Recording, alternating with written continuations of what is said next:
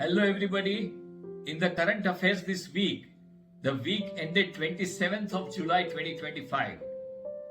This week I would like to talk about the Indian IT information technology sector. Before a few years, this sector was one of the most sought for sectors for the employees and the investors. But the scenario today is quite different. As we all know, the nominal growth of India is around 10%. So that is the rate at which, on an average, the entire country is growing.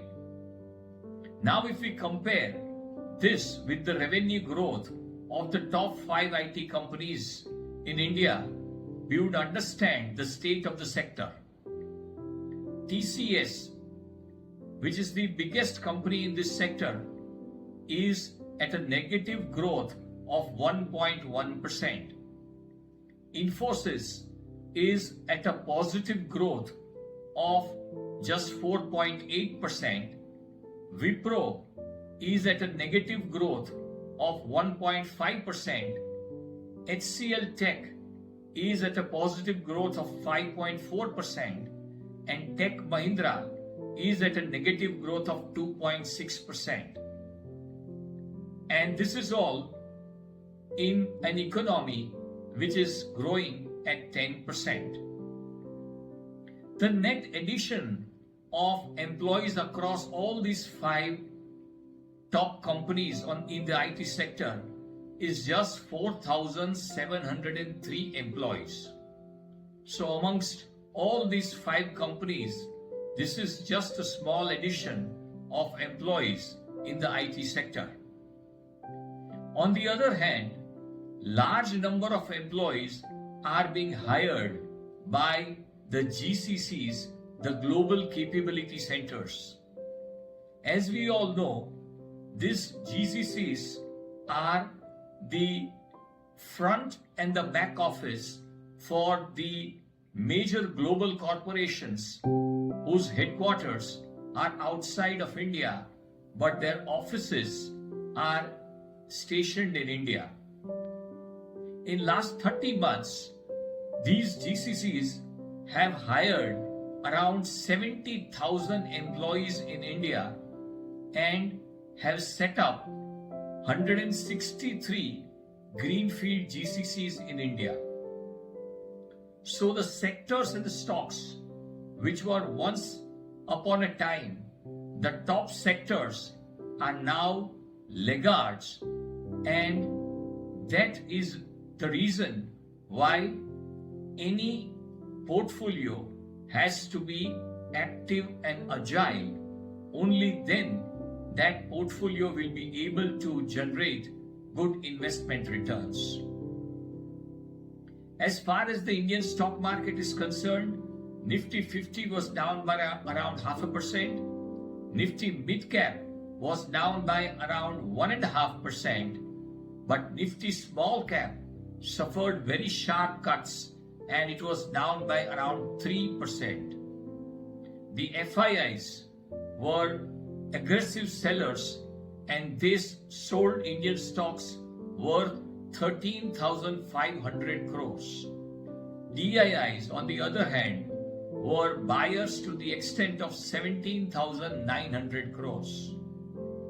The sectors which suffered the most, and obviously on the basis of what we have been talking in this video, is the IT sector, which was down this week by 4%.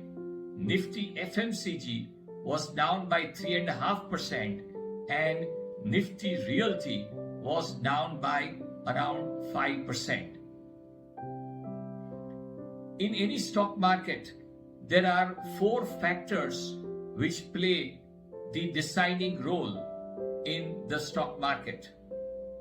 The first is the macros, the way the economy of that country is moving. The micros, the sectors and the stocks and their performances. The stock valuation, the valuation which the stocks command in sync with the macros and the micros and the inflows in the Indian stock market. When it comes to the Indian stock market, the macros of the Indian economy have been really encouraging in last 6 months and are expected to be good in the coming 6 months. But when it comes to the micros, there are stocks and sectors which have not been performing as per the expectations, and the valuations of these stocks and these sectors are something which are at the higher end and not in sync with the quality of performance of those stocks and sectors. But the inflows in the Indian stock market from Indian investors have been very encouraging.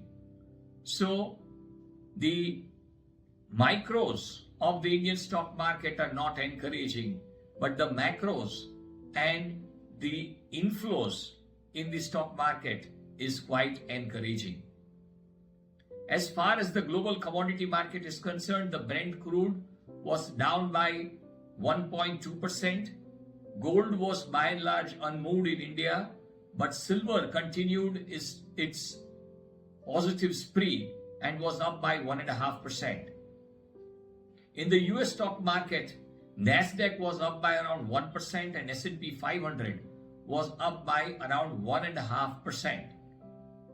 MSCI China this week was up by 2.83%. MSCI China in last 1 year is up by 48%, and our Indian Nifty 50 is up by just around 3% in last 1 year. That is all for this week. Thank you.